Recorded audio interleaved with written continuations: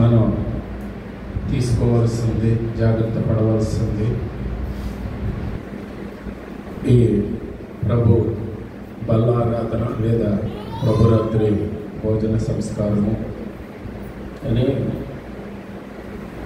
పరిశుద్ధ గ్రంథంలో స్వయంగా ప్రభువే మనకి తన శరీర విషయంలో, తన రక్తం విషయంలో మనం నిరపరాధులుగా ఉండాలని, ఒకవేళ అనాలోచితంగా, అయిష్టంగా, కోపతాపాలతోటి, కుటుంబపరమైనటువంటి భార్యాభర్తల పరమైనటువంటి అన్నదమ్ములు, తల్లిదండ్రులు, బిడ్డల మధ్య ఉన్న కొన్ని మనస్పర్ధలు, ఇటువంటి వ్యక్తిగత కారణాలతోటి మన మనస్సు నింపుకుని ఆయన శరీరాన్ని, ఆయన రక్తాన్ని మనం తీసుకున్నట్లయితే మనం అపరాధులు, ఎటువంటి అపరాధులు అంటే మళ్ళా ప్రభువును మనం సిలువ వేసిన దాంతో సమానము అని దేవుని వాక్యం తెలియజేస్తుంది. సో ఆదివారం, శనివారం అని డినామినేషన్తో సంబంధం లేకుండా అందరూ ఆచరించే సంస్కారమే ఈ యొక్క ప్రభురాత్రి భోజన సంస్కారం. సంస్కరణ అంటే అర్థం ఏంటంటే, సంస్కరించటం అంటే అర్థం ఏంటంటే అందుకు ముందున్న దాన్ని సరి చేసుకోవడం. అందుకే దీనికి సంస్కారం అనే పదం వాడతాం. ప్రభురాత్రి భోజన సంస్కారము అంటే సంస్కరించుకోవటం, సరి చేసుకోవటం, సరిదిద్దుకోవటం, దేవునికి సృష్టికర్తకి అనుకూలంగా మనల్ని మనమే పరిశుద్ధపరచుకోవటం అనే అంశాన్ని ఇందులో నిలిచి. ఇవి మనమందరం రకరకాలుగా దీన్ని మనం కొనసాగిస్తూ ఉన్నాం. సహజంగా ఆదివారం ఆరాధించేటువంటి సహోదరులందరూ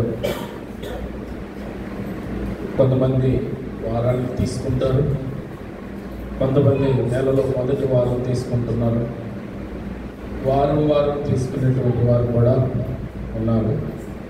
నేను దాన్ని తప్పుపట్టను, ఎందుకంటే నన్ను జ్ఞాపకం చేసుకోవడానికి దీన్ని తీసుకున్నాను.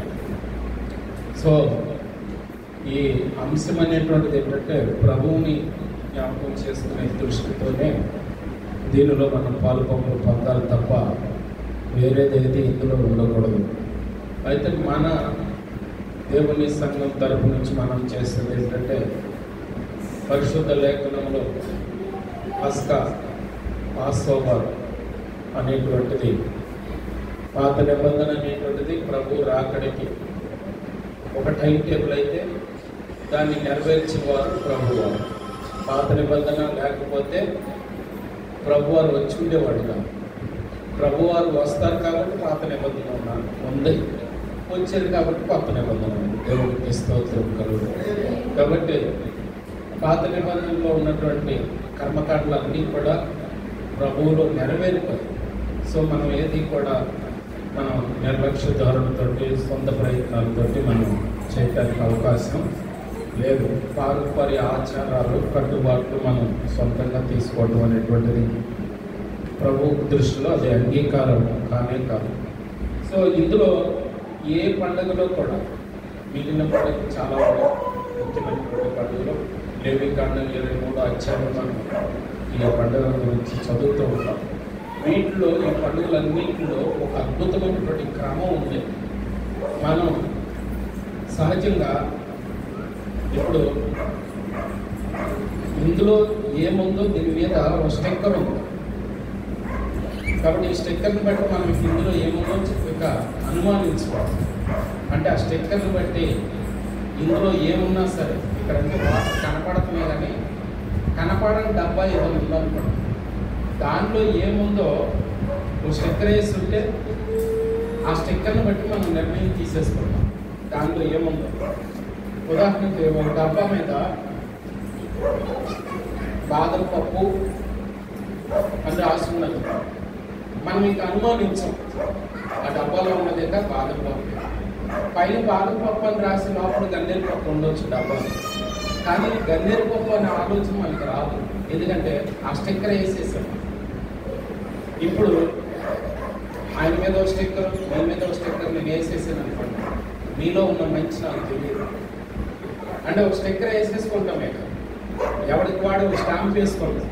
ఆ స్టాంప్ వేసేసుకుని మనం ఏం చేద్దామంటే ఎప్పుడైతే ఒక వ్యక్తి మీద ఒక ముద్ర ఇచ్చేస్తామో ఇంకా ఆ వ్యక్తిలో ఉన్నటువంటి మంచి ముద్ర అయితే చెడు కనపడదు, చెడు ముద్ర అయితేనేమో ఆ వ్యక్తిలో ఉన్న మంచి కనపడదు. దీని మీద బాదం పప్పు అని ముద్ర వేసేసాం అనుకోండి, దీనిలో ఉన్న చెడు కనపడదు, కానీ ఉన్నటువంటి గన్నేరుకోదు. ముద్రేమో బాదం పప్పు ముద్ర ఉంది కాబట్టి మంచి మీద చెడు ముద్ర ఉంది, చెడు మీద మంచి ముద్ర కూడా ఉంది. కానీ దేవుని ఆత్మ కలిగిన వాడు ఏంటంటే లోపలికి తొంగి చూస్తాడు. దేవునికి స్తోత్రం కలిగిన ఎందుకంటే దేవుని ఆత్మ కలిగి మనం గ్రహించాలి తప్ప ఇలా స్టిక్కర్లు వేసేసుకోకూడదు మనుషులు. కాబట్టి ఒకప్పుడు మంచి ఒకప్పుడు చెడు కావచ్చు, ఒకప్పుడు చెడు ఒకప్పుడు మంచి కూడా కావచ్చు. కాబట్టి ఒకే స్థిరానికి మనం అంటుకట్టడం అనేటువంటిది ఎప్పటికీ కరెక్ట్ కానే కాదు. అందుకే మీరు ఒక సందర్భంలో చెప్తారు, ఇది ప్రసంగి పరమగీతాల గ్రంథం వివరణ ఇచ్చేటప్పుడు పరమగీతాల్లో హీరో సొలొమోన్ రాజు గారు, హీరోయిన్ షోలమిత్. అందులో ఆ రాజుకి ఒకసారి ఆ రాణి వస్తుంది, షోలమిత్ వస్తుంది. షోలమిత్ వస్తే రాజుగారి ఇల్లు చూసి ఆశ్చర్యపోతుంది. ఎవరు? సొలొమోన్ రాజు గారి ఇల్లు చూసి, మహారాజు కదా మరి, మహాకోటీశ్వరుడు కదా, వెండి బంగారంతో తొలితోగాడు. తండ్రి ఇచ్చిన వెండి బంగారాన్ని ఎక్కువ అనుకుంటే మండలం కట్టడానికి మోషే ఆజ్ఞాపించినప్పుడు ఇంకా సాలుబాబు తేవద్దని దాకా తెచ్చారు. అంత ఆ కాలంలో అంత వెండి అంత బంగారం వెళ్ళి చూసి ఆ ప్యాలెస్ ఆ చుట్టుపక్కల ఉన్న వాతావరణం అంతా చూసి ఆశ్చర్యపోయింది ఆవిడ షోలమిత్. అప్పుడు ఆ ఇంటి పని మనిషిగా ఒక ఆవిడ చెప్పింది ఆవిడతో, అమ్మా ఈ బయట చూస్తే నువ్వు ఆశ్చర్యపోతున్నావు, ఒకసారి లోపలికి రా, వాటిని కలుగు చేసిన వాళ్ళు చూడు అంటున్నారు. మీకేమర్థమైంది? ఇక్కడ సొలొమోన్కి సంబంధించి రాణికి సంబంధించింది కాదు. మనం ఇప్పుడు బయటే ఉన్నాం, ఆయన చేసిన సృష్టి బయట ఉన్నాం, సృష్టిని మాత్రమే చూడగలుగుతున్నాం. మరి ఒక రోజున మనం ఆయన్ని చూడగలుగుతాం. కాబట్టి ఆయన చేసిన దాన్ని చూస్తే ఎంత అద్భుతంగా ఉంటే ఆయన్ని చూస్తే ఎలా ఉంటుంది? ఆయనలాగా మారిపోతే ఇంకెలా ఉంటుంది? అదే మన జీవిత పరమార్థం, ఆయనలాగా మారటమే కదా ఆపత్రయం. మన లక్ష్యం అదే కదా. మన రూపురేఖలు మహిమ దేహంతో ఉన్నపాటున ఆయనలాగా రెప్పపాటున ఆయనలాగా మారటమే కదా మనకు కావాల్సింది. కాబట్టి దాని పరమార్థం ఏంటంటే, అందుకే ఆ మాటలో కూడా రోమపత్రికలో కూడా పౌలు గారు మొదటి 11 అధ్యాయంలో నేను నిన్ను బయటే చూశాను, ఎప్పటి నుంచి నేను నిన్ను బయట చూడలేను, నేను నిన్ను బయట ఆరాధించను, నా లోపల ఆరాధించుకుంటాను, నా లోపల చూసుకుంటాను. అందుకని అర్థం ఏంటంటే మనం క్రీస్తులో కన్నా వెళ్ళాలి, క్రీస్తు మనలో కన్నా. ఇది జీవితం యొక్క పరమార్థం. ఈ సత్యాన్ని మనం అర్థం చేసుకుని ఆ వేలోనే మన ఆరాధన, మన పాట, మన ప్రార్థన జీవితం, మన ఆత్మీయ జీవితం అనేటువంటిది ఆయనకులాగా మార్గం కొరకే మనం ఆరాటపడాలి తప్ప భౌతికమైనటువంటి ప్రపంచంలో ఏవి సంపాదించుకున్నా అవన్నీ రెప్పపాటున వదిలిపెట్టి వెళ్ళిపోవలసినటువంటి టైం. సరే, ఈ ప్రభురాత్రి భోజన సంస్కారం అనేటువంటి పండుగలో, ఈ ఆరాధనలో మనం ఈ బైబిల్లో గ్రంథ ప్రకారం కూడా, యూదుల క్యాలెండర్ ప్రకారం కూడా మనకి ఇవాళ ఈరోజు ఇప్పుడు మన సూర్యగ్రహణంలో ఉన్నాం. ఈరోజు సూర్యగ్రహణం, యాక్చువల్ సాయంత్రం వరకు సూర్యగ్రహణం ఉంది. ఇవాళ ఒక అద్భుతమైనటువంటి సంఘటన కూడా ఖగోళ శాస్త్రాన్ని బట్టి 8 గ్రహాలు ఒకే కక్షలోకి వస్తాయి. ఇవాళ సహజంగా అంత తేలిగ్గా జరగదు. 8 గ్రహాలు ఒకే కక్షలో తిరుగుతాయి. సరే, ఇంకా ఈ ప్రస్తావన ఎందుకు చేస్తున్నానంటే, మనకి ఇవాళ సాయంత్రం నుంచి ఇటు తెలుగు క్యాలెండర్ ప్రకారం, అటు యూదుల క్యాలెండర్, ప్రపంచంలో అత్యంత నిక్కస్గా పనిచేసే క్యాలెండర్ ఏదంటే యూదుల క్యాలెండర్. ఎందుకంటే మన క్యాలెండర్ ఏం చేస్తుందంటే, 1 చంద్రుడిని బట్టి, 2 సూర్యుడిని బట్టి మనకి రోజులు సంవత్సరాలు లెక్క కడతాం. చంద్రమాన క్యాలెండర్, సూర్యమాన క్యాలెండర్, సోలార్ క్యాలెండర్ అనేటువంటి ఉంటుంది, లూనార్ క్యాలెండర్ అని ఉంటుంది. కానీ యూదులు ఏం చేస్తారంటే రెండింటినీ కలిపి, అటు చంద్రుడిని ఇటు సూర్యుడిని, చంద్రుడిని బట్టి రోజులు లెక్క కట్టారు, అలాగే సూర్యుడిని బట్టి సంవత్సరాలు లెక్క కట్టారు. అది ఎంత పర్ఫెక్ట్గా వస్తుందంటే ఇప్పుడు మన తెలుగులో ఇవాళ సాయంత్రం నుంచి మనకి కొత్త సంవత్సరం ప్రారంభం కాబోతుంది. తెలుగు సంవత్సరాల్లో విశ్వావసు అనేటువంటి సంవత్సరం. విశ్వావసు తెలుగు సంవత్సరాల వరకే ఎక్కాల పుస్తకాలు ఉన్నాయి. వెంకటరామ అండతో ఎక్కాల పుస్తకాల్లో తెలుగు సంవత్సరాలు ఉన్నాయి. ఈ నెలలు కూడా ఉన్నాయి, బైబిల్ నెలలు కూడా ఉన్నాయి. మీరు గమనిస్తే వెంకటరామ అండతో క్యాలెండర్ ఇచ్చేవాడు కదా, ఏమైనా కొనుక్కుంటే షాపులలో ఆ క్యాలెండర్ వెనకాల చివరిని ఇచ్చేవాడు, తెలుగు సంవత్సరాలు ఇచ్చేవాడు, ఇంగ్లీష్ నెలలు ఇచ్చేవాడు, అలాగే బైబిల్ నెలలు కూడా ఇచ్చేవాడు. ఇప్పుడు ఈరోజు సాయంత్రం నుంచి మనకి తెలుగు సంవత్సరం ప్రకారం బైబిల్ లెక్క ప్రకారం సమానమైనటువంటి లెక్క వచ్చింది. ఇవాళ సాయంత్రం నుంచి మనకి తెలుగు సంవత్సరాలలో 39వ సంవత్సరం. తెలుగు సంవత్సరాలని 60 సంవత్సరాలు తెలుగు సంవత్సరం. అందుకే ఇప్పుడు ఇవాళ సాయంత్రం నుంచి వచ్చేటువంటి తెలుగు సంవత్సరం ఇంతకుముందు ఉన్నప్పుడు ఉన్నది ఏంటంటే ఒకరికి గుర్తుందా? క్రోధినామ సంవత్సరం 38వ. అది వెళ్ళిపోయింది. ఇప్పుడు ఇవాళ సాయంత్రం నుంచి వచ్చేది ఏంటంటే విశ్వావసు అనేటువంటి సంవత్సరం రాబోతుంది. అది 39వ సంవత్సరం. మళ్ళీ అది రావాలంటే ఎన్ని సంవత్సరాలు పట్టాలి? మళ్ళీ అదే సంవత్సరం రావాలంటే మళ్ళీ 60 సంవత్సరాలకు కానీ రావాలి. ఇప్పుడు మళ్ళీ అది 60 సంవత్సరాల కంటే ఇప్పుడు నేను లెక్కేసుకుంటే నా గురించి నేను మాట్లాడుకుంటే 40 సంవత్సరాలు, ఇంకా 60 సంవత్సరాలు లెక్క అంటే 95 ఉండాలి. ఉందంటారు గ్యారెంటీ. మళ్ళీ దీన్ని చూడగలం మనం. అందుకే పెద్దవాళ్ళు ఏం చేస్తారంటే 60 పూర్తయిన తర్వాత మతాలకు అతీతంగా షష్ఠి పూర్తి చేసుకుంటారు. షష్ఠి అంటే 60. 60 సంవత్సరాలు పూర్తయిన తర్వాత మళ్ళీ 60 సంవత్సరాలు ఇక్కడ చూసే అవకాశం ఉండదని చెప్పేసి మళ్ళా చేసుకుంటారు. అలాగే యూదుల క్యాలెండర్ ప్రకారం కూడా కొత్త సంవత్సరం ప్రారంభం కాబోతుంది. కొత్త సంవత్సరం కొత్త నెల ప్రారంభం కాబోతుంది వాళ్ళ సాయంత్రం నుంచి. అదే బైబిల్ నెలలో మొదటి నెలగా అబీబ్ లేక నీసాన్ అనేటువంటి నెల, అది వాళ్ళ సాయంత్రం నుంచే. ఏదైనా ప్రతిదీ కూడా ఏంటంటే ఈ గ్రంథ లెక్క ప్రకారం, గ్రంథంలో ఏదైతే ఉందో దాని లెక్క ప్రకారమే కాలం అంతా కూడా నడుస్తూ ఉంది. కాలగతులన్నీ కూడా ఆ దేవాది దేవుడు నడిపిస్తూ ఉన్నారు. సో ఇవాళ సాయంత్రం నుంచి మనకి ఈ పస్కా నెల, ఆ నెలలోనే యూదులు ఇశ్రాయేలీయులు ఐగుప్తులోంచి బయటికి రావడం జరిగింది. అందుకని ఆ నెలని వాళ్ళు పవిత్రమైనటువంటి నెలగా మనకి ఎలా ఇప్పుడు ముందు ముస్లిమ్స్కి ఈ నెల రంజాన్ నెల, అలాగే హిందువులకి కార్తీక మాసం పవిత్రమైనటువంటి మాసం నెల, అలాగే యూదులందరికీ అత్యంత పవిత్రమైన నెల ఏంటంటే ఈ అబీబ్ నెల అనేటువంటి అత్యంత పవిత్రమైనది. ఆ నెలని ఎంత పవిత్రంగా వాళ్ళు ఆచరించారో మనం ఒక్కొక్క ఉదాహరణ చూద్దాం. బైబిల్ గ్రంథంలో ద్వితీయోపదేశ కాండం 16వ అధ్యాయం 1వ వచనాన్ని చదువుతాం. ద్వితీయోపదేశ కాండం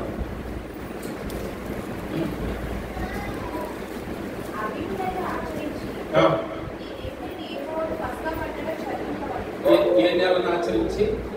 అబీబు నెలను ఆచరించి. అంటే నెల మొత్తము కూడా పవిత్రం. మీరు ఇంకా తర్వాత ఎక్కిగలుగుతున్నారు చూడండి.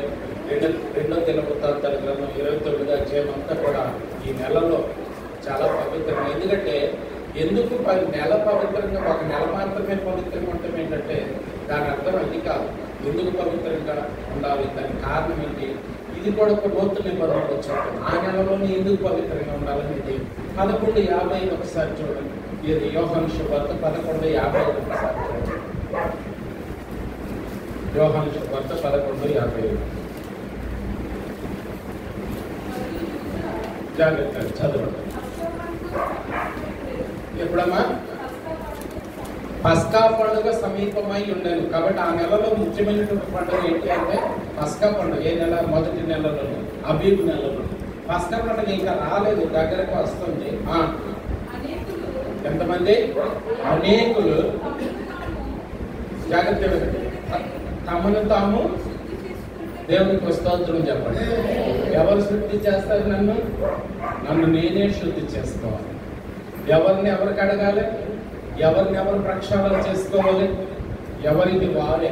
ఎవరి బాప్తిస్మం వారిది, ఎవరి బాప్తిస్మం వారిది, ఎవరి పశ్చాత్తాపము వారిది, ఎవరి ప్రార్థన వారిని రక్షిస్తుంది. దేవునికి స్తోత్రం. పస్కా పండుగ ఇంకా రాలేదు, పండుగ దగ్గరికి వస్తుంది. కాబట్టి వచ్చిన తర్వాత కాదు, రాకముందే అనేకులు ఏం చేస్తున్నారంట, తమను తాము దేవునికి స్తోత్రం కలుగునుగా. ఏంటంటే దీని పరమాత్మ ఏంటంటే ఆనాటి పస్కానే ఈనాటి ప్రభురాత్రి భోజన సంస్కారం. సో ప్రభురాత్రి ప్రభు బలలో చేయి వేసేటప్పుడు, రొట్టెలో చేయి వేసేటప్పుడు, ఆయన రక్తాన్ని మనం పానం చేసేటప్పుడు, మనం త్రాగేటప్పుడు ఆ రోజు మాత్రమే పవిత్రంగా ఉంటాం కాదు, వాక్యాన్ని అర్థం చేసుకోండి. పస్కా పండుగ సమీపించినప్పుడు, ఇంకా రాలేదు, దగ్గరగా వస్తుంది, పస్కా నెలను ఆచరించమన్నాడు దేవుడు. ఎందుకంటే ముందు నుంచే శుద్ధి చేసుకోండి, ముందు నుంచే అంతరంగాన్ని పవిత్రపరచుకోండి. ఎందుకంటే దాని పరమాత్మ ఎంత గొప్పదో ప్రభువే స్వయంగా పలికారు. ఆ మాటలు కూడా చూద్దాం ఈరోజు. ఒకసారి యోహాను శుభవార్త అది పూర్తి చేసే బాబు ఆగింది, 11:50 పూర్తి చేయండి ఒకసారి.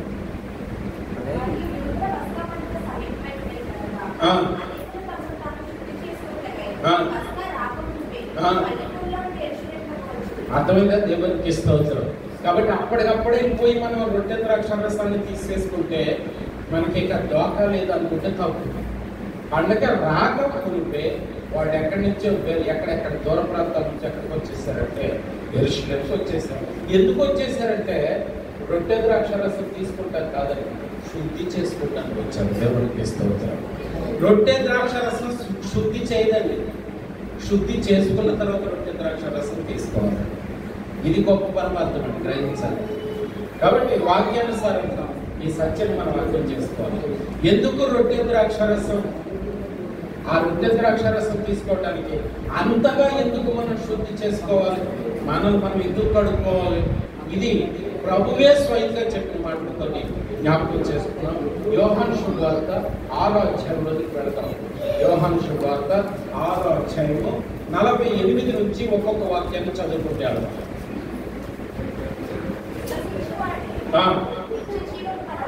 దేనిని అన్నిటికంటే గొప్ప పాపం ఏంటంటే నమ్మకం లేకపోవటమే. దేవుని యందు నమ్మిక లేకపోవటం గొప్ప పాపం. ఎందుకంటే రొట్టెలో ఏముంది, ద్రాక్షారసం ఏముంది అనుకోవటానికి ఏం లేదు. రొట్టె ఆయన శరీరం, ద్రాక్షారసం ఆయన రక్తం. అది విశ్వసించడం. దేవునికి స్తోత్రం. విశ్వాసం ఉన్నవాడికి ఏముంటుందట, శాశ్వతమైన ఎటర్నల్ లైఫ్, నిత్యత్వంలో ఎవడు ఉంటాడంటే విశ్వాసం ఉన్నవాడు ఉంటాడు. బాగా అర్థం చేసుకోండి, చదవండి. దేవునికి స్తోత్రం కలుగుతుంది. ఎవరంటే ఆయన జీవాహారము నేనే. ఎవరంటే ఇశ్రాయేలు ఎన్ని సంవత్సరాలు తిన్నారు? ఎక్కడ ఆహారం అది అంటే ఎక్కడిది? భూ సంబంధమైనది కాదు కదా, మానవ హస్తాలతో పండించింది కాదు కదా, అది పరలోకపు ధాన్యం, అది పరలోకపు పంట, అది దేవదూతలతో ప్రత్యేకించబడినటువంటి ఆహారం. అది అటువంటి ఆహారం తిన్నా సరే వాళ్ళు చచ్చిపోయారు అంటున్నాడు ఆయన. ప్రభువే స్వయంగా మాట్లాడుతున్నారండి, జాగ్రత్తగా గమనించండి. వాళ్ళందరూ కూడా పరలోకపు ఆహారం తిన్నారు, అయినా చచ్చిపోయారు. ఏంటో చెప్పబోతున్నారు ఆయన, వినండి జాగ్రత్త.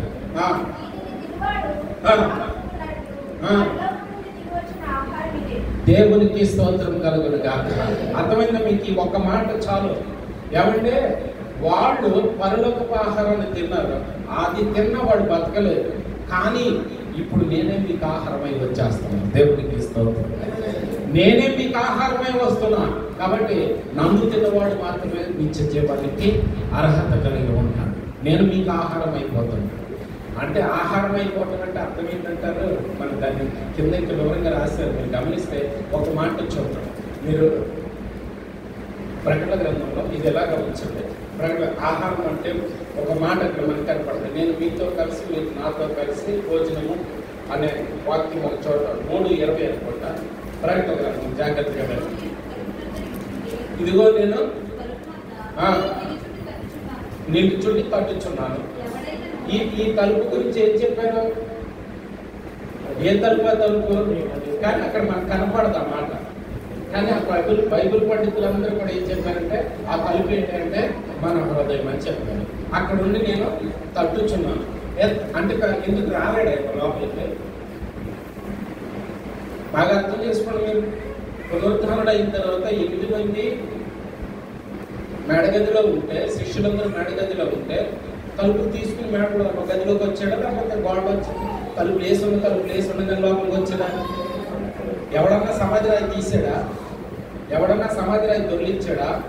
ఎవడన్నా సమాధిని బద్దలు కొట్టాడా? ఆయన బద్దలు కొట్టి బయటకు వచ్చాడా?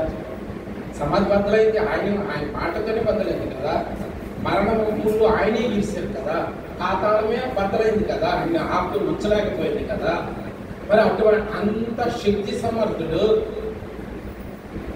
తలుపు తీతేనే రానంటున్నాడు. తలుపు తీసుకుని రాడంట.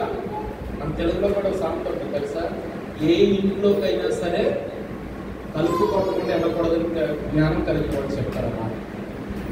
ఎందుకంటే ఆ ఇంట్లో వాళ్ళు ఏ పరిస్థితిలో ఉన్నారు. తలుపు మర్యాదస్తుడు ఎప్పుడు కూడా అసలు పిలవందే వెళ్ళకూడదు. అన్నం తినేవాడు ఎవడైనా సరే ఏ ఇంటికి కూడా పిలవందే వెళ్ళకూడదు. వెళ్ళినా సరే నువ్వు అక్కడ ఏ పని ఉందో ఆ పని చూసుకుని వచ్చేయాలంతే. మేడగది కట్టించి ఇచ్చింది ఆవిడ, ఆయన పేరు మీదే కట్టించింది మేడగది. ముందు పోచుకున్నాడు. మరి సకల సంతోషాలు ఉన్నాయి ఇక యాజకుడికి. ఉండిపోయాడు అక్కడ. అది ఏమవుతుంది ఏంటని ఏమన్నా అప్పచెప్పి వచ్చాడు పోనీ ఏమన్నా అనవసరం. ఆ డ్యూటీ ఎంతవరకు అంతవరకు అంతే. అదే సేవకుడు లక్షణం. అక్కడ కూర్చుని సొలుగు చెప్పుకుంటా, ఫోన్ నెంబర్ తీసుకుంటా, అర్ధరాత్రి అపరాత్రి అనుకుంటా ఫోన్ చేసుకుంటా విసిగి, ఇది కాదు సేవకుడు లక్షణం. నీ పనేంటో చూసుకుని అవతలకి రావటమే. ప్రభు లోపలికి రాలేడా తలుపు తీసుకుని? సమాధి తలుపులు బద్దలు కొట్టి, పాతాళం తలుపులు బద్దలు కొట్టి, మరణములు విరిచిన వాడికి తలుపు తీసుకుని లోపలికి రా. దాని అర్థం ఏంటంటే, నువ్వు అంగీకరించకపోతే నీలోకి రాడు. నిన్ను నువ్వు కడుక్కోకపోతే నీలోకి రాడు. నిన్నెవడో కడగడు. నీవు తమను తాము శుద్ధి చేసుకోవటానికి ఆయా ప్రాంతాల నుంచి ఋషులకు వచ్చేవాళ్ళు. రొట్టె ద్రాక్ష రసం తీసుకుంటాకి వెళ్ళకూడదండి. మనం కడుక్కుంటాకి వెళ్ళాలి. తమను తాము శుద్ధి చేసుకోవడానికి పల్లెటూళ్ళ నుంచి ఋషులకు వచ్చారు. ఇప్పుడు ఉన్నట్టు మనకి వాళ్ళకేమీ యమహాలు లేవు, బుల్లెట్లు లేవు, కారు లేవు, ట్రాక్టర్లు లేవు, ఆటోలు లేవు. కాలి నడకని వెళ్ళాలి. కొంచెం డబ్బులుంటే ఒంటిల మీద వెళ్ళారు. ఇంకొంచెం డబ్బులుంటే గుర్రాల మీద వెళ్ళారు. దేశప్రభు మరియమ్మ అతి పేదరాలు కాబట్టి కనీసం ముందు భోజనాలు కూడా పెట్టలేని ఆవిడే. ఎంత పేదరాలంటే కనీసం కొడుక్కి పేరెట్టుకునేటప్పుడు, కొడుక్కి సున్నతి చేయించుకునేటప్పుడు కొద్దిగుడ్డలతో తీసుకెళ్ళిపోయి సుమీన్ ప్రవక్త చేతిలో పెట్టేటప్పుడు, అయా కనీసం నా బిడ్డకి పరలోకపు దేవుడే మానవుడై పుట్టినటువంటి నా బిడ్డకి కనీసం ఈరోజు పేరు ఎడుతున్నాం, ఈరోజు సున్నతి జరుగుతుంది, నలుగురికి భోజనాలు పెట్టుకునే స్థాయి కూడా నాకు కాదంటే సుమీన్ అన్నాడు. బాధపడకమ్మా, గోపికలు తెచ్చి దేవుడికి 2 కాసులే చాలన్నాడు ఆయన. దేవునికి స్తోత్రం. కోట్లు ఇచ్చినోడు మెచ్చుకోలేదు కదా. 2 కాసులు ఇచ్చినటువంటి 2 గోపికలు చాలన్నాడు. లెక్కకి 2 పొట్టేళ్ళు తోటి 4 పొట్టేళ్ళతో భోజనాలు పెట్టాలి ఆవిడ. మరి అంత పేదరాలు, అంత పేద కుటుంబంలో ఆయన పుట్టారు. కారణం ఏంటంటే ఏ పేదవాడు బాధపడకూడదు. ఆ పేదవాడి ఇంట్లో ఆయన పుడతాడు. దేవుడికి స్తోత్రం. ఆయన ఎంత ధనవంతుడు, ఎంత కోటేశ్వరుడు ఆయన. ఆ ఎవడో వచ్చి ఏమయ్యా నువ్వు ట్యాక్స్ కట్టవా, ఇంటి పన్ను కట్టవా, కరెంటు బిల్లు కట్టవా అంటే ఓహో కట్టాలి. ఎవడదాడికి ఇవ్వాలి? యేసుప్రభు పలికిన వాటిని అర్థం చేసుకోండి. ఎవడదాడికి ఇవ్వాలి? దేవునికి ఇవ్వాలి, కైసరికి ఇవ్వాలి, గవర్నమెంట్ వాడికి ఇవ్వాలి, దేవుడికి ఇవ్వాలి. ఇది తీసుకుని అందులో పెట్టకూడదు, అది తెచ్చి ఇందులో పెట్టకూడదు. పెద్ద ఇక్కడ ఏంటి ఇవో గ్యారం ముందు పట్టరా అంటే ఏంటి? చేపల డబ్బు సిద్ధం చేశాడు ఆయన. 1000 ముందే చేపల డబ్బు సిద్ధం చేశాడంటే అప్పటికప్పుడు పేరు బిల్లు కట్టాడు, ఆయన బిల్లు కూడా కట్టాడు ఆయన. అంటే దాని పరమార్థం ఏంటంటే ఆయన సర్వకృప నీతిహీన దేవుడు. మన నిమిత్తం తన సర్వస్వాన్ని వదులుకుని తన సర్వస్వం మనకిచ్చిన దేవుడు. తన సర్వస్వాన్ని మనకిచ్చి ఇంకా ఇవ్వడానికి నా దగ్గర ఏమీ లేదే అని బాధపడుతున్న దేవుడు ఆయన. మీరు 1 యోహాను 2:1 చదివితే ఇంకా ఇవ్వటానికి నా దగ్గర ఏమీ లేదని అడుగుతున్నాడు ఆయన. తనను తాను రుక్తులుగా చేసుకుని తండ్రి అయిన దేవుని యొక్క విజ్ఞాపన చేస్తున్నాడు ఆయన. కాబట్టి ప్రేమ పరమాత్మ అది. అని ఈ రొట్టె ద్రాక్షరసంలో ఆయన ఏమంటున్నారంటే నా శరీరాన్ని నా రక్తాన్ని మీకు రొట్టెగా ద్రాక్షరసం ఇచ్చేస్తున్నా. వాళ్ళు ఆ పరలోకపు ఆహారం తిన్నారు, వాళ్ళు తిన్న బతకలేదు, కానీ నన్ను తినండి మీరు బతుకుంటారు అంటున్నాడు. దేవునికి స్తోత్రం. కాబట్టి ఆయన తినటం అంటే అర్థం ఏంటి? ఇంతకీ ఇది నేను చెప్పాలనుకుంటున్నా. మీరు ఇక్కడ ఏది ఎవడైనా నా స్వరం విని, నా మాట విని, ఆయన స్వరం ఏంటి? ఇదే.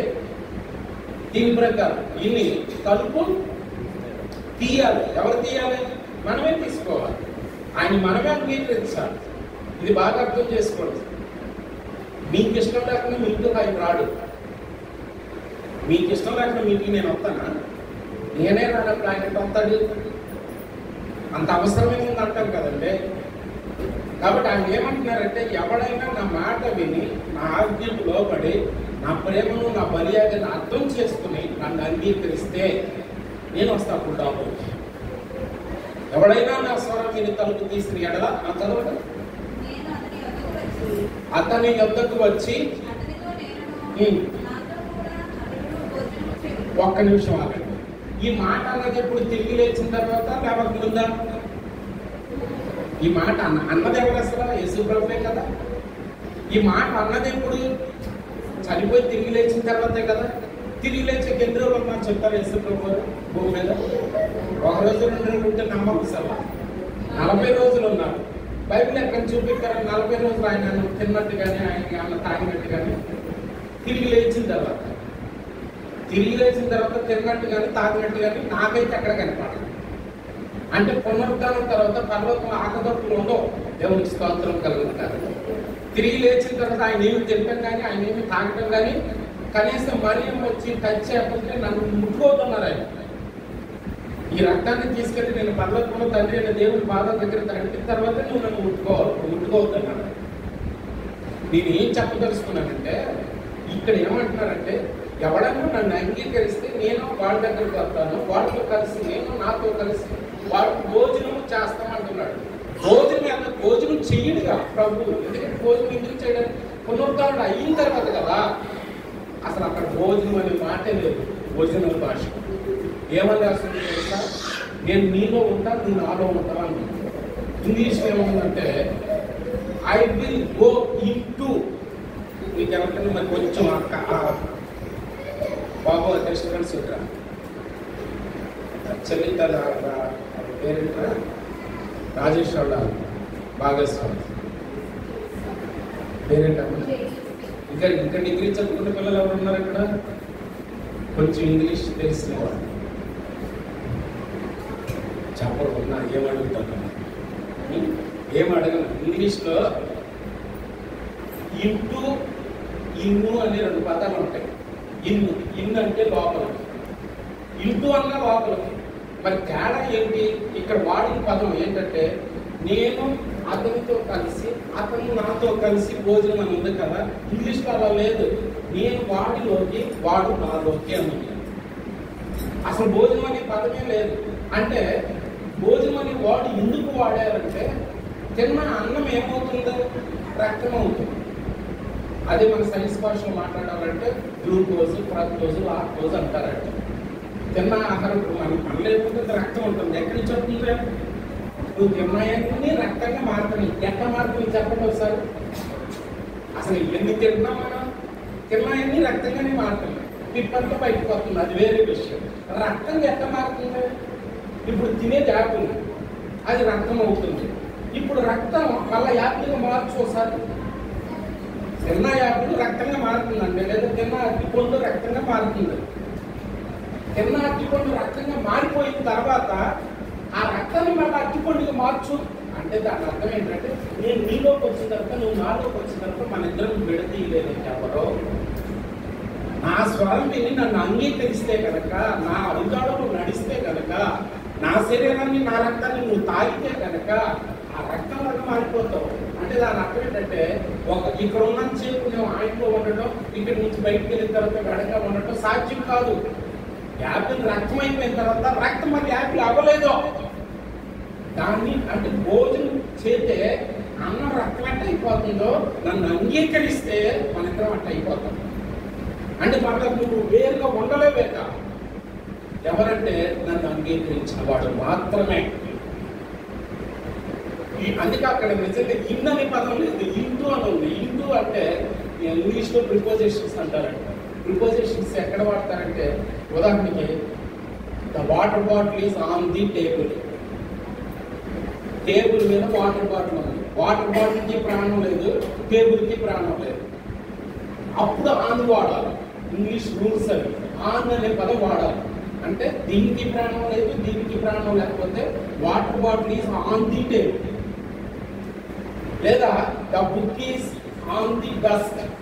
బుక్కి ప్రాణం లేదు, అలాగే డస్క్కి ప్రాణం లేదు. The book is in the desk. అక్కడ ఇన్ అంటే లోపల. బుక్కి ప్రాణం లేదు, డస్క్కి ప్రాణం లేదు కాబట్టి ఇన్ వాడాడు. కానీ బైబిల్ ఏం వాడాడంటే ఆయన ఇంటూ అని వాడాడు. ఐయామ్ ఇంటూ, నేను నీలో. అంటే నాకు ప్రాణం ఉంది, నీకు ప్రాణం ఉంది. చూడండి పదాలు చూడండి. ఇన్నని వాడాలి. ఇన్నని వాడితే దేనికి ఇన్నని వాడాలి? ప్రాణం లేనాటికి ఇన్నని వాడాలి. కానీ నేను నీలోకి వచ్చి కదలాడతా, నువ్వు నాలోకి వచ్చి కదలాడతావు. కదిలే వాటికి మాత్రమే ఇంటూ వాడతాను. ఇంగ్లీష్ మీనింగ్ అంత పర్ఫెక్ట్గా ఉంది. ఎవడైతే నా అడుగుజాడలో నడుస్తాడో, నా చిత్తాన్ని జరిగిస్తాడో, నేను నీలో ఉండి నిన్ను కదిలిస్తాను. దేవునికి స్తోత్రం.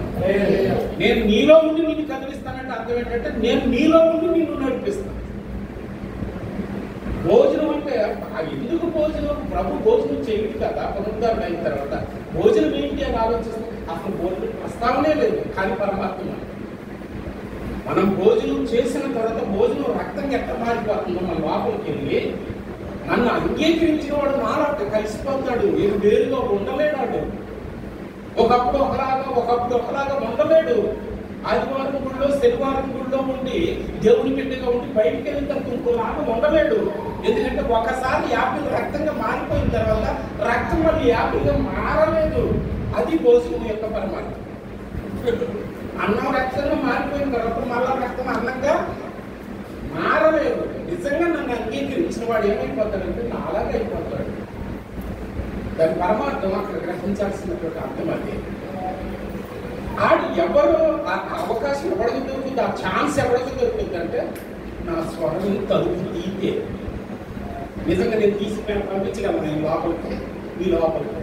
ఎంత సిచ్చుకుని మాట్లాడుతున్నాను కానీ నేను తలుపు తీసి ఆయన లోపలికి చేయగలనా?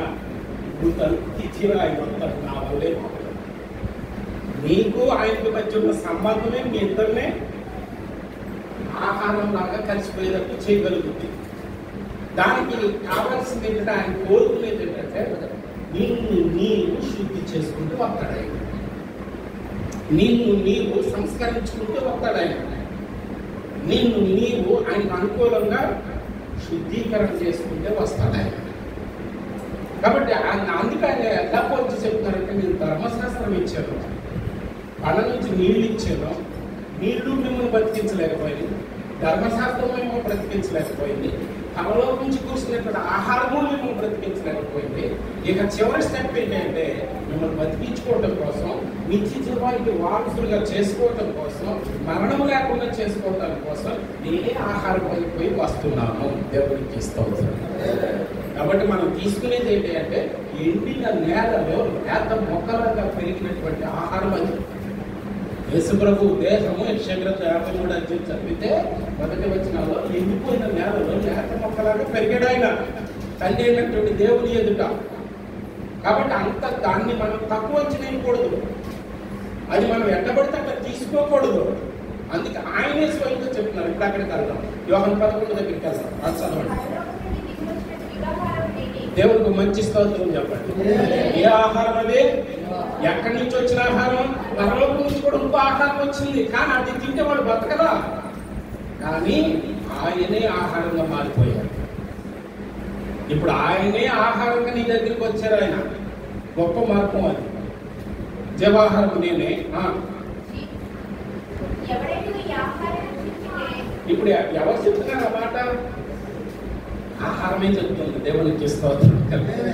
ఎందుకంటే కొన్ని మాటలు ఇలా ఉంటాయి. మీరు 2 కొరింథీ పత్రిక 5 ఇంటికి వెళ్ళిన తర్వాత 21, 19, 21 చదవండి. ఏమన్నా సార్ తెలుసా? నేను మీకు ఆహారం అయిపోవడానికి నాకు ఒక శరీరమే ఆహారం మీరు అమర్చమన్నాడు. అంటే ఇప్పుడు ఆయన శరీరం ఎందుకంటారు మనకి? ఆయనకి ఎందుకు శరీరం అమర్చాడు? ఆయన మనకు ఆహారం అవ్వటానికి. దేవునికి స్తోత్రం. ఆ ఆహారమే మాట్లాడుతుంది, ఆ శరీరమే మాట్లాడుతుంది. ఇక్కడ ఎవరో చెప్తున్నా మాటలు స్వయంగా మన ఆహారం అయిపోవడానికి వచ్చినటువంటి శరీరమే మాట్లాడుతుంది కదా. ఈ శరీరం అంటున్నాడు చూడండి, ఆయన తన శరీరాన్ని చూపిస్తున్నాడు ఆయన. కాబట్టి దేవుడికి శరీరం ఉండదు కదా మనకి. కాబట్టి ఎందుకు మన శరీరం అంటే ఆ శరీరం తింటేనే మనకు నిశ్చయం. పనుల నుంచి కురిసిన మన్నా తిన్నా వాడికి నిశ్చయం లేదు. కాబట్టి అది కూడా చేయలేకపోయింది, అది కూడా మిమ్మల్ని బతికించలేకపోయింది.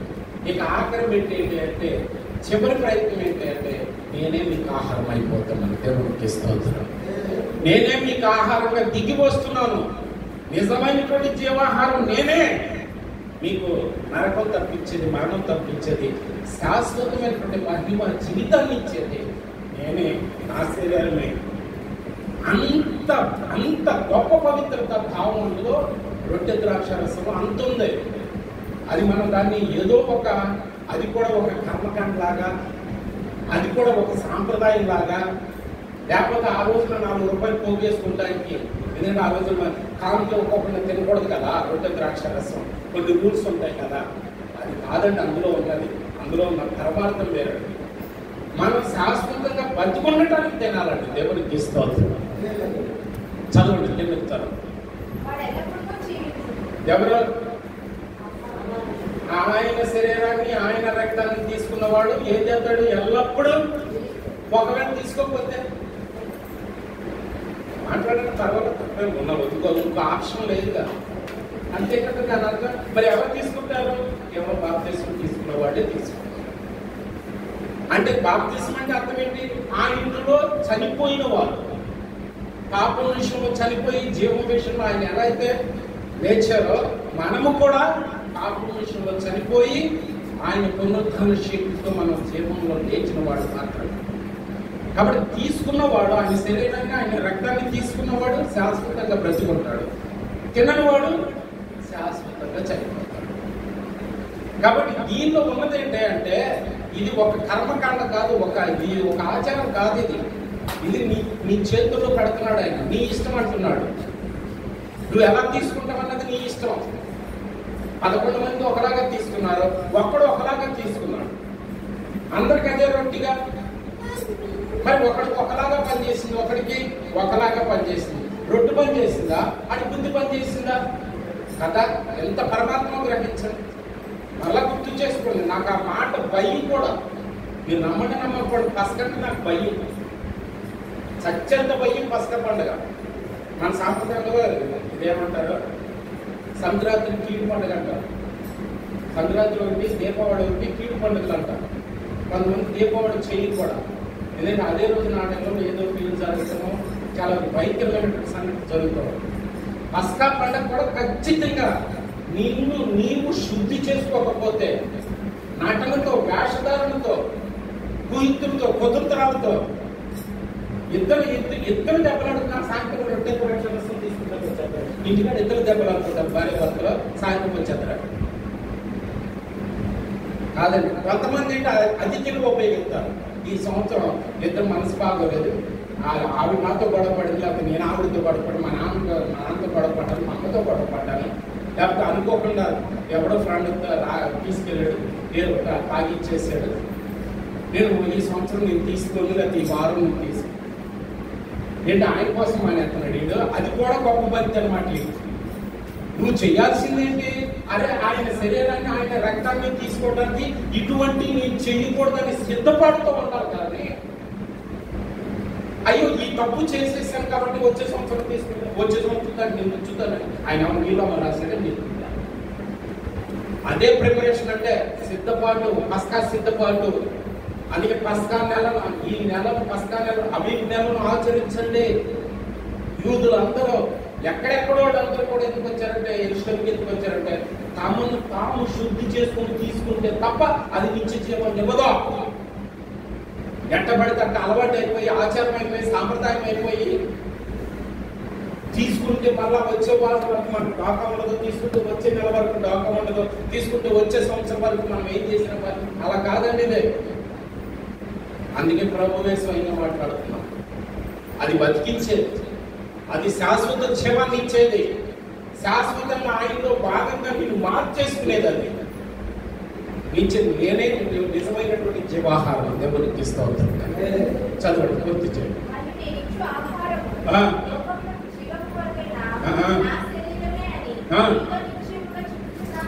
దేవునికి స్తోత్రం కలుగునది. వివరించవలసిన చదవండి.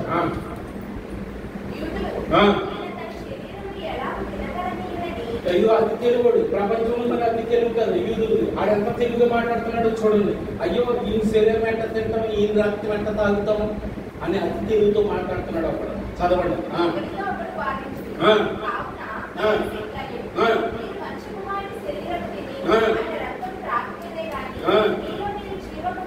ఒక్క నిమిషం రాకండి. ఆయన శరీరాన్ని ఆయన రక్తాన్ని మనం తీసుకుంటేనంట పరలోకంలో నుంచి జీవం కాదట. ఎవరికి పరలోకం చెప్తున్నమాట?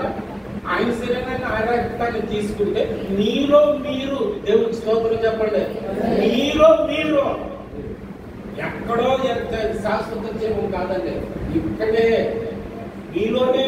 మీలో మీరు ఏమవుతారట? అది మీరు నెట్టు చదివారు, చదవరు ఒకసారి పూర్తిగా పైనుంచి చదవండి.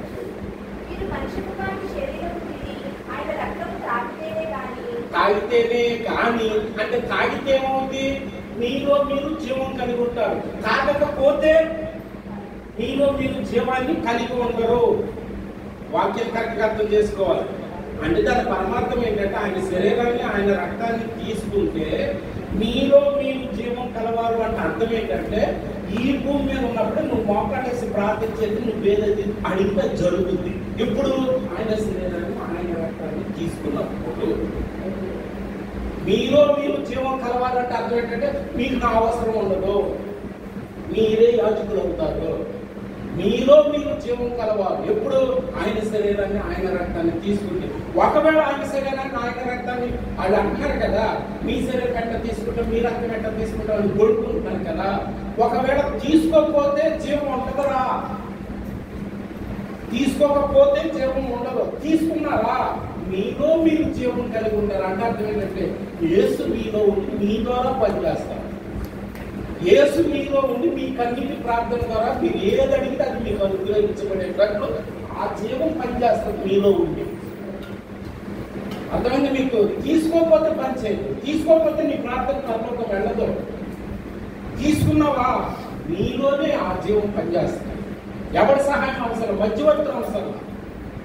కాబట్టి రొట్టె ద్రాక్షారసం అంత గొప్ప పరమార్థం దాగి అందుకే ఆడతాం. అది కొనుక్కుంటా మాట అంటున్నాడు, ఎంత తింటామయ్యా, ఎంత తాగుతావు రక్తం నీ శరీరాన్ని అంటే యేసు అది గ్రహించి ఏమంటున్నాడంటే ఎవడైతే అందుకు ముందు మొదలెట్టాడు ఆయన విశ్వసించి వాడే నిత్య జీవం. ఎట్లా తింటాం, ఎట్లా ఎందుకు తినకూడదు? ఇప్పుడు నిజంగా ఆయన శరీరం ఇప్పుడు రొట్టె విసుకుని తింటున్నాం, రొట్టెకి ఆయన శరీరానికి సాదృశ్యం అదే కదా. రొట్టె ఎట్లా వచ్చింది? అంత తేలిక రాదు కదా. రొట్టె ఎక్కడి నుంచి రావాలి? నేల దున్నాలి, విత్తనం చల్లాలి, అనేక ఆటుకోట్లు ఎదుర్కోవాలి, అది పోయబడాలి, అది కొట్టులో తేవాలి, అది దంచబడాలి, అది పిసకబడాలి, అది ముద్దగా చేయబడాలి, అది చపాతీ కర్రతోటి చేయబడాలి. అక్కడితో సరిపోలేదుగా, కాల్చబడాలిగా. ఇప్పుడు ఆయన శరీరం అన్ని జరగలేదా? ఆయన శరీరం అవన్నీ జరగలేదా? అదే సాదృశ్యం కదా రొట్టెకి దానికి మరి శరీరానికి. ఎన్ని శ్రమలు అనుభవించిన ఆయన శరీరం నీ గోడ దెబ్బతుంది. నాకెట్లా దున్నుకుంటారంటే సార్లు ఎట్లా పడితే ఆయన గోడ దెబ్బలతో ఆయన ఈ మనం దున్నబడింది. ఆ మండు టెండలో ఉదయం 9 కాడి నుంచి మన సాయంత్రం 3 గంటల వరకు మండు టెండలో కాల్చబడింది దేహం. రొట్టెకి ఎట్లా మారింది? నీకు అర్థమైతే ఎట్లా తినాలో ఎట్లా తాగాలో అర్థమవుద్ది. ఆయన బలి అర్థమైతే, ఆయన శ్రమ అర్థమైతే. కాబట్టి రొట్టె ద్రాక్షరసము, రొట్టెని ద్రాక్షరసాన్ని చూడటం కాదండి. రొట్టె వెనకాల ఆయన శరీరాన్ని చూడాలి, రొట్టె వెనకాల ఆయన రక్తాన్ని చూడాలి. గెలిచినప్పుడు మనకి ఏదైనా ఒక బహుమతి ఇచ్చినప్పుడు దీన్ని చూడటం కాదు, దీన్ని పొందుకోవటానికి దీని వెనకాల పడిన శ్రమను చూడాలి. కాబట్టి రొట్టె ద్రాక్షరసం ఏంటంటే ఆయన పడిన శ్రమను ప్రతిఫలం. అది మనం తీసుకునేటప్పుడు ఆయన శ్రమను జ్ఞాపకం చేసుకోవాలి. మన నిమిత్తం ఆయన కాల్చినటువంటి రక్తాన్ని జ్ఞాపకం చేస్తాం. కాబట్టి ఆయన శరీరం ఆయన రక్తాన్ని తీసుకోవటం వల్ల ఏం జరుగుతాయంటే మీరు జీవం కలవాలై ఉంటారు. మీరు ఎవరినైనా భిక్షమెత్తాల్సిన అవసరం లేదు. ఏసే మీలో ఉండి పనిచేస్తాడు. గొప్ప పాయింట్ అది. తర్వాత చదవండి.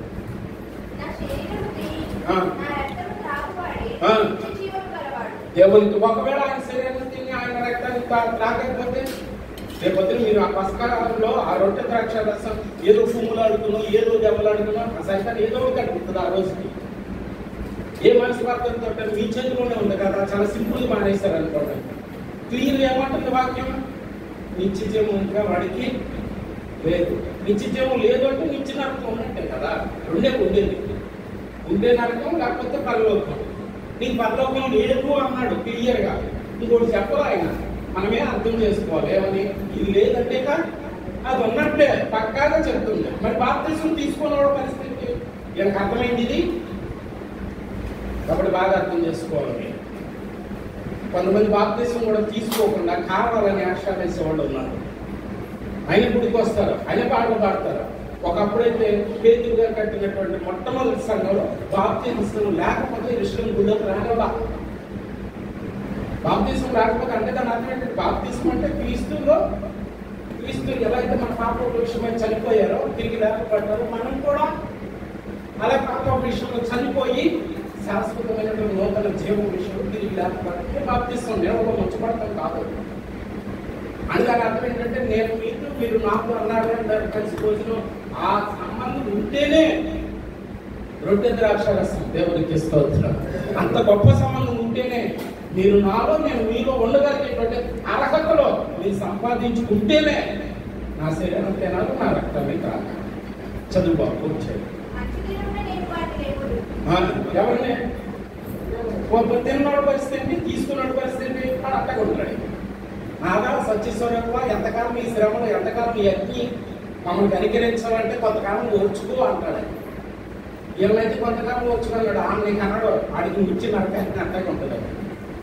కాబట్టి ఆ కోణంలో వచ్చి మనం రొట్టె ద్రాక్ష రసం పాల్పొప్పులు పొందాలి. ఈ భావన అర్థం చేసుకుని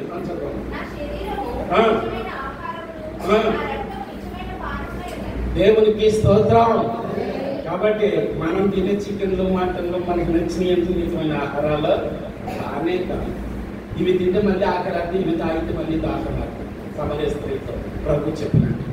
కానీ ఆ నిజమైన ఆహారం ఉంటే మళ్ళా దాహమైంది, మళ్ళా ఆకలి అయితే పైగా దించగలిగే నీలో నీకు ఆనందించగలిగేటువంటి కృపను తీస్తుంది. నీలో నువ్వు జీవం కలిగి ఉండే కృపను తీస్తుంది.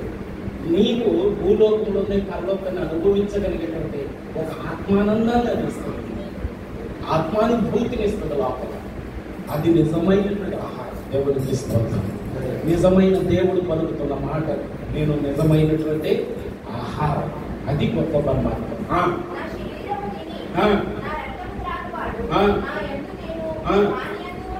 ఇందాక చదివిన మాట కూడా అదే కదా, నేను మీతో కలిసి మీరు నాతో కలిసి. పరమార్థం గ్రహించేటప్పుడు ఇక మనల్ని ఎవరో పెడితేయలేదు. నిజంగా అప్పుడు మనం అప్పుడు సపోజ్ మీరు భోజనం చేస్తామన్నది, బాబాయ్ గారు భోజనం చేస్తామన్నగా నేను ఇంటికి వెళ్తే నేను మీ సేవకుడు కాబట్టి, దైవజనుడు కాబట్టి కరెక్ట్గా భోజనం టైంకి వచ్చేటని చెప్పేసి మీరు నిజంగా నన్ను ఆత్మీయుడిగా భావిస్తే ఏం చేస్తారు కాబట్టి, అయ్యా నేను ఇప్పుడే కూర్చుంటున్నాను, వచ్చి అయ్యగారు కూడా పెట్టాయి వచ్చే అయ్యగారు కూడా ఖచ్చితంగా. అదే మీ ఇంటి పని మనుషులు అక్కడ ఇంకొక అతను ఎవరో వచ్చారు, ఏమంటారు చెప్పడం మామూలుగా అయితే ఆయన ఫోన్ చేస్తున్నారు, 2 నిమిషాలు కూర్చోండి బయట కుర్చీ వేసి వస్తావా ఏం చేస్తారు తెలుసా, డోర్ కాకుండా కొద్ది నాలుగు తలుచుకోవడం. మరి అదే నేను వస్తే ఆ యజమానుడి పక్కన నాకు కూడా కుర్చీ అంటారు, భోజనం కంచంలో కొట్టేస్తాను. ఏంటి పరమార్థం?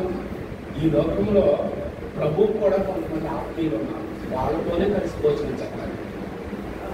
ఆయనకి ఆప్తులు ఉన్నారో, ఆత్మ బంధువులు ఉన్నారు ఆయనకి ఈ లోకంలో. రేత్రి పగలు కన్నీటితోటి, ఉపవాసాలతోటి, విజ్ఞాపనతోటి, మనసులో ఆరాధన చేసుకుంటూ కళ్ళు ఎర్రగా అయిపోయి ఇంత వాసిపోయి ఆయన కొరకు ఏడుస్తున్న ఆప్తులు ఎంతో మంది ఉన్నారండి. వాళ్ళందరితో ఆయన అంటున్న మాట ఏంటంటే, నేను నీలో కలిసిపోతానా, నువ్వు నాలో కలిసిపోతావురా, మన ఇద్దరిని ఎవరో విడదీయలేని విధంగా కలుస్తావురా. ఇదండి భావం. ఇది పరమాత్మ. ఈ భోజనంలో ఉన్న పరమాత్మ ఇదండి.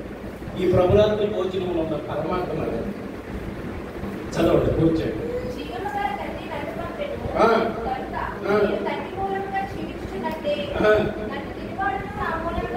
దేవునికి ఇస్తాం, వాడికి మరణం లేదు.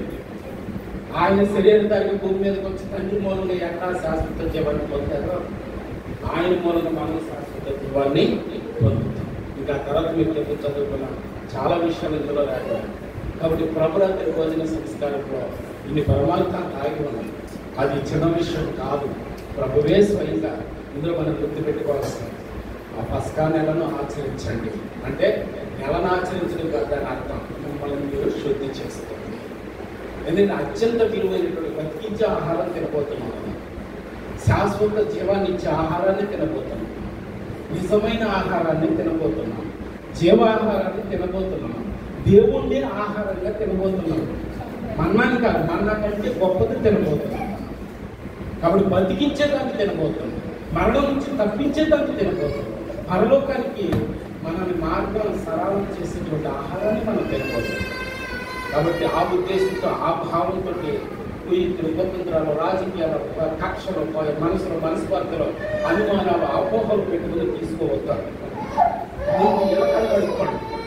నేనంటే మీరు తప్పుగా అనుకున్నాను, ఒకవేళ అమ్మకాన్ని అన్నాను సరే, ముందేం చెప్తాను, మేమిద్దరు కాదు, మేమిద్దరు సచ్చేయబడాలి. అక్కడికి వెళ్ళి కౌంచుకుంటే అక్కడికి వెళ్ళి కాదు తెల్లబాటు తీసుకుని మేమిద్దరు పట్టుకుని ఫోటోలు తీసుకుని స్టాటస్ వేసుకుంటే ఏమి రాదు. సాటుగా రహస్యంగా తప్పులు ఆ పాటలు ఎదురు ఒప్పుకుని ఎక్కడ మగాడ తేడా లేదు. ఏ ఇద్దరు మంచి తేడా ఉందో ఆడిద్దరు కట్టుకోవాలంటే దాని పరమార్థం. అది ముందు రోజు ఉండాల్సింది ఇంట్లో, సంవత్సరానికి ఒక రోజు ఉండేది అక్కడ కడుపులు నటించడం కాదు, రోజు ఉండే ఇంట్లో కడుపులు నటించి యథార్థంగా జీవించాలి. మనస్పర్ధలు ఏమంటే అవన్నీ లేదు. ఒకవేళ అలా తీసుకున్నారా ఎంత ప్రమాదం చదివించు, అలా వద్దు. అందుకే విషయంలో వాళ్ళందరూ కూడా తమను తాము శుద్ధి చేసుకోవడానికి, ఎందుకంటే పస్కా సమీపిస్తుంది, ఇంకా మనకి టైం ఉంది. ప్రభురాత్రి భోజన సంస్కారానికి టైం ఉంది. కాబట్టి ఈ లోపే ఉంది. ఎవరి దగ్గర నీకు ఏమైనా భేదాభిప్రాయాలు ఉంటే వాటన్నింటినీ కడుగుతాం. శాశ్వత జీవాన్ని పొందుతున్నటువంటి భాగ్యాన్ని సంపాదించుకోవడానికి ఆయన చేత అయోగ్యుడు. ఒక మహాభక్తుడు అన్నాడు, అయ్యా రొట్టె ద్రాక్ష రసంలో చేయి వేయాలంటే అయోగ్యుడై ఉంటే ఇప్పుడు కదా, మరి అయోగ్యుడని ఎట్లా తెలుస్తుంది అంటే యోగ్యుడు మాత్రమే తీసుకోవాలి కదా, మరి ఎలా తెలుస్తుంది అంటే అగస్టిన్ అనేటువంటి దైవజనుడు ఆయన అన్న మాట ఏంటంటే ఒకే మాట చెప్పారు, వణుకుంటూ భయపడుతూ యోగ్యుడు కాదు అని తెలుసుకోవటమేలా యోగ్యతకు మూలమా అంటే అక్కడే తెలుసా, నేను పాపినే అయినా నాకు నీ శరీరానికి తినే అవకాశం లేదు, నాకు ఇచ్చేవని వణుకుంటూ తీసుకోవాలి. అది యోగ్యతరా? అయోగ్యుడని తెలుసుకుని వణుకుంటూ భయంతో ఆయన శరీరాన్ని, ఆయన రక్తాన్ని తీసుకోవటమే నిజమైనటువంటి యోగ్యత. అర్హత లేకపోయినా తినగలిగే ప్రభుని ఇచ్చేవాడు అని పరిబద్ధంతో తీసుకోవడం యోగ్యత అని చెప్పారు. అప్పుడు అర్థం చేసుకోండి. చక్కగా సాధ్యమైతే ఉపవాసం ఉండటానికి కుదిరితే ఉపవాసం ఉండండి. అది అన్ని రకాలకి కూడా మంచిది. ఉపవాసంతో తీసుకుంటే చాలా మంచిది.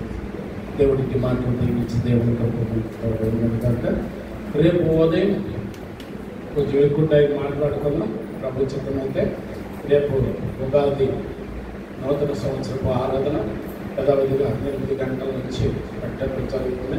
ఇంకో చిన్న విషయం, ఈ ఎండల తీవ్రత బాగా దారుణంగా ఉండటం వలన ఆ మానూరు రోడ్డు కొంతమంది ముసలి వాళ్ళు ఇబ్బంది పడుతున్నారు. కొంచెం అందరికీ అడగండి అని నేను మనం చెప్పడం జరిగింది. దయచేసి గమనించండి. మీరు 8:00 వచ్చేస్తే 8:30 వరకు పాటలు పాడుతున్నాం. 8:30 నుంచి 9:30 వరకు నాకు వాక్యాన్ని టైం ఇస్తే 9:10 పూర్తి అయిపోతే నేను 11కి అక్కడికి వెళ్తాను, సరిపోతే 1 గంటకి ఆరాధన, లేకపోతే 1 గంట దాటిపోతుంది ఎండ. ఈ 4 రోజులు వాతావరణం చల్లబడే వరకు దయచేసి 8 గంటల్లోపు సన్నిధిలో ఉండటానికి దయచేసి సహకరించండి. నేను కూడా ఎదుగుదల వచ్చేస్తాను. 10 ఆరాధన అయిపోతే నేను అక్కడికి వెళ్ళడానికి ఒక 3/4 గంట అలా పడుతుంది. రైట్, అందరికీ వందనాలు. Thank you.